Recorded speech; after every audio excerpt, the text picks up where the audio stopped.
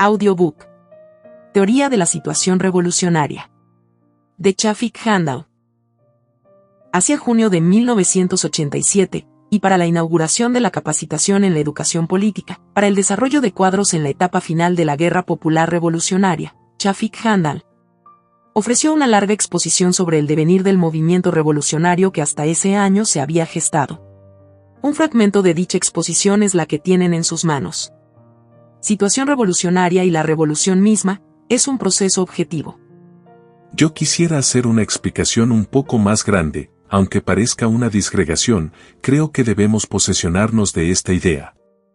Tiene que ver con la naturaleza del movimiento social en general, cómo se realiza la relación de causa-efecto en el movimiento social, a diferencia de otras formas del movimiento. Todo está en movimiento y el movimiento tiene distintas formas, desde las más simples a las más complejas. La forma más simple del movimiento de todo lo que existe, del movimiento de la materia en general, es el mecánico. Es la traslación de los cuerpos de un lugar a otro en el espacio y las relaciones que hay entre esos movimientos. Otro movimiento es el físico, el calor, la luz. Voy a poner dos ejemplos. Todos los tipos de energía corresponden al movimiento físico que presupone además el movimiento mecánico. Uno engloba al otro. Estoy simplificando porque no es que se reduzca solo a eso el movimiento físico, o se reduzca a lo que dije antes el movimiento mecánico. Estoy dando ejemplos. Hay otras formas más desarrolladas del movimiento. El químico es la reacción en la combinación de distintas sustancias entre sí que pasan a formar nuevos cuerpos. Por ejemplo, el hidrógeno y el oxígeno son gases. Al juntarse forman un líquido que se llama agua. Pero hay otra forma más compleja de movimiento, el biológico. Los seres vivos nacen, crecen, se reproducen, se mueren y nacen de nuevo. Es el movimiento de los seres vivos, el proceso de la vida. Esta forma engloba todas las formas anteriores. No puede haber movimiento biológico sin movimiento mecánico, sin el físico, sin el químico, pero esto es otro tipo de movimiento, es otra calidad. Y, por último, la forma más compleja y desarrollada que se conoce es el movimiento social. Es la forma más restringida que abarca solo a la sociedad humana. Entonces esta es una forma que involucra a todas las formas del movimiento, pero es mucho más compleja. Nosotros no debemos ver este movimiento como algo mecánico, ni como el movimiento físico, ni químico, no tenemos que desnaturalizarlo, perder su riqueza en las formas anteriores. La relación de causa-efecto es más simplificada. En el movimiento social entra un elemento que no existe en las demás formas, la conciencia, la voluntad. Y entra una multitud de otros elementos, las clases sociales, la economía, la política, la ideología y otros. Nosotros, desde el punto de vista filosófico, somos materialistas, la materia es lo primero, el pensamiento es el reflejo de la materia y entonces, vemos nada más la relación en una sola dirección.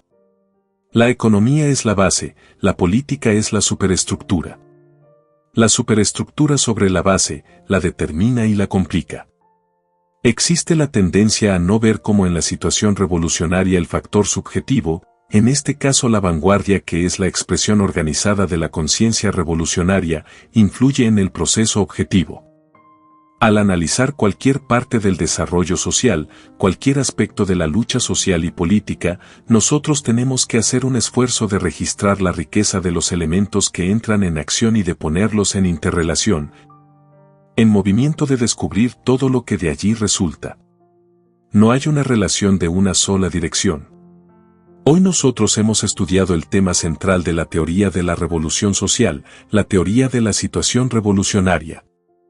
Este es un tema que tiene para nosotros una gran importancia para elevar nuestra capacidad de conducción del proceso revolucionario. Pero las revoluciones no se producen solo por la suma de todos estos elementos.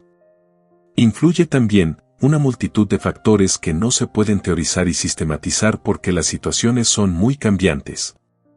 Influye, por supuesto, lo que haga el enemigo. Al estudiar la situación revolucionaria nos hemos abstraído un poco del enemigo que ha estado allí presente. El enemigo está en malas condiciones porque tiene crisis estructural, crisis de poder y además nosotros le estamos agravando sus contradicciones por todos lados. Pero en la vida real el enemigo no es solo interno. En el desarrollo de la sociedad capitalista y los medios de comunicación modernos, la interrelación de lo interno y lo externo ha pasado a ser tan abundante y tan activa que no se puede conceptualizar solo al enemigo concreto que tenemos en los frentes. En el caso de nuestra revolución, lo estamos palpando más de lo que se hizo en el caso de las revoluciones nicaragüense y cubana, posiblemente otras revoluciones después de nosotros van a enfrentar a ese problema de una manera multiplicada. El enemigo hace bastante para influir en el desarrollo del proceso revolucionario o paralizarlo, para torcerlo, ellos también desarrollan un esfuerzo teórico. Antes, el pensamiento del imperialismo era solo aplastar las revoluciones, era algo primitivo, troglodita, mecánico. La teoría actual de la contrainsurgencia involucra otros procesos más desarrollados.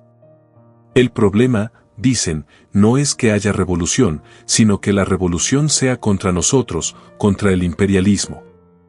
El problema no es aplastar la revolución, puesto que siempre va a seguir habiendo revoluciones. Ellos entendieron que esto es una ley del movimiento social, sino elaborar una táctica para poder cortarla.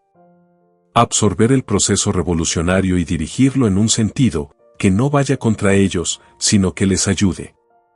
¿Qué hubieran hecho antes de tener esta teoría en el pasado? En El Salvador hubieran ido en apoyo de la oligarquía a toda costa, porque ellos eran sus aliados, puesto que son los más reaccionarios, los más enemigos de la revolución internamente. ¿Y lo que hacían antes? ¿A esos son los que tenemos que apoyar y volcar todo a favor de ellos?, se preguntarían los gringos. Pues, es lo que están haciendo hoy. Pero, ¿qué están haciendo, por ejemplo, con respecto a Chile? Dicen que ahora para poder frustrar la revolución en Chile y canalizar el proceso en un sentido que coincida con sus intereses imperialistas, deben quitar de en medio a Pinochet, y si el año pasado que le hicieron el atentado los del Frente Patriótico Manuel Rodríguez, lo hubieran aniquilado, le hubieran hecho un beneficio al imperialismo. Inmediatamente hubieran pasado a reorganizar la situación poniendo en el centro al PDC. Pinochet es el elemento que cohesiona a la Fuerza Armada, y por eso el tipo se endurece, incluso frente a los mismos yanquis.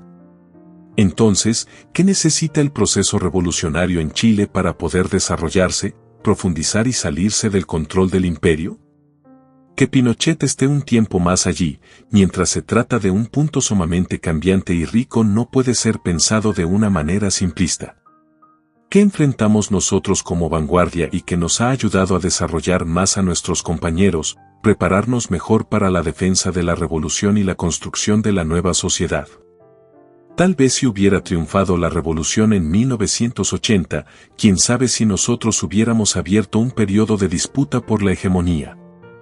El hegemonismo era una forma un poco primitiva del desarrollo del movimiento revolucionario, simplista, y a saber cómo estaríamos viendo todo el proceso de construcción de la unidad. La guerra revolucionaria nos ha entrenado, nos ha enriquecido. Tenemos que convertirnos en conciencia de la vanguardia, adquirir conciencia sobre esos acontecimientos y estar muy alertas para no simplificar. Nada puede sustituir el examen concreto de la situación concreta, y lo que en una situación es efectivo puede ser que en la siguiente no lo sea, porque cambian algunos aspectos. Hay que tener en cuenta que el enemigo aprende también. Es necesario rescatar el marxismo como guía para la acción y análisis. Nos permite absorber la experiencia mundial de la revolución, en fin, nos ayuda a orientarnos en cuanto a la dirección de los intereses más avanzados de la sociedad y los rumbos hacia donde va el desarrollo.